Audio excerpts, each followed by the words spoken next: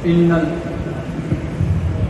الحمد لله الصلاة والسلام على رسول الله أما بعد فأعوذ بالله من الشيطان الرجيم بسم الله الرحمن الرحيم ما كان محمد أبا أحد من رجالكم ولكن رسول الله وخاتم النبيين قال النبي صلى الله عليه وسلم إن الرسالة والنبوة قد انقطعت فلا رسول بعدي ولا نبي صدق الله العظيم وصدق رسوله النبي الكريم۔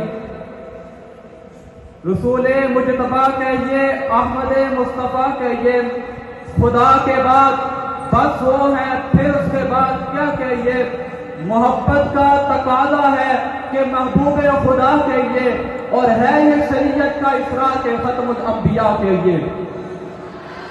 میرے واجب الاحترام محترم بھائیوں، علماء اکرام اور منصفین نظام، میں آج آپ کے سامنے جس عنوان کے اوپر گفتگو کرنا چاہتا ہوں وہ عقیدہ ختم نبوت سے معنون ہے۔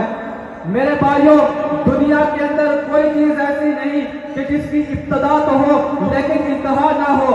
آپ نماز پڑھیں گے، نماز کی ابتدا تکبیر تحریمہ سے ہوتی ہے اور انتہا سلام پر ہوتا ہے۔ آپ قرآن کریم کی تلاوت کریں گے، قرآن کی ابتدا الحمد سے ہوتی ہے اور انتہا والناس سے ہوتی ہے۔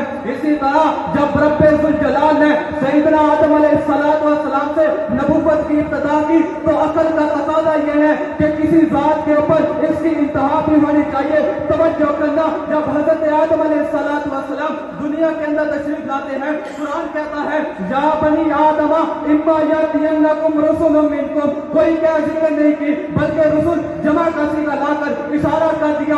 آپ کے بعد رسول آئیں گے، جلیل القدر انبیاء ہے، ایک حضرت نوح علیہ السلام ہے، ایک حضرت ابراہیم علیہ السلام ہے۔ ان کی آمد پر قرآن کہتا ہے وَلَقَدْ أَرْسَلْنَا نُوحًا وَإِبْرَاهِيمَ وَجَعَلْنَا فِي ذُرِّيَّتِهِمَا النُّبُوَّةَ، پھر آگے جا کے قرآن کہتا ہے ثُمَّ قَفَّيْنَا عَلَىٰ آثَارِهِمْ، پھر ہم نے ان کے پیچھے ان کے نقش قدم پر بہت سے رسولوں کو بھیجا۔ جلیل القدر انبیاء میں ایک حضرت موسیٰ علیہ السلام ہے، ان کے بارے میں قرآن کہتا ہے وَلَقَدْ آتَيْنَا مُوسَى الْكِتَابَ وَقَفَّيْنَا مِن بَعْدِهِ بِالرُّسُلِ، کہ ہم نے موسیٰ کو کتاب عطا کی اور ان کے بعد یکے بعد دیگرے بہت سے رسولوں کو بھیجا۔ معلوم ہوا کہ رسالت کا سلسلہ ابھی جاری ہے۔ میرے بھائیوں، قرآن پاک کی ان آیات سے اتنی بات متعین ہو جاتی ہے۔ آدم تشریف لاتے ہیں، نوح تشریف لاتے ہیں، ابراہیم تشریف لاتے ہیں، موسیٰ تشریف لاتے ہیں۔ قرآن کہتا ہے آپ کے بعد رسول آئیں گے، مگر جب حضرت عیسیٰ علیہ السلام آتے ہیں، قرآن کہتا ہے وَإِذْ قَالَ عِيسَىٰ ابْنُ مَرْيَمَ يَا بَنِي إِسْرَائِيلَ إِنِّي رَسُولُ اللَّهِ إِلَيْكُمْ مُصَدِّقًا لِمَا بَيْنَ يَدَيَّ مِنَ التَّوْرَاةِ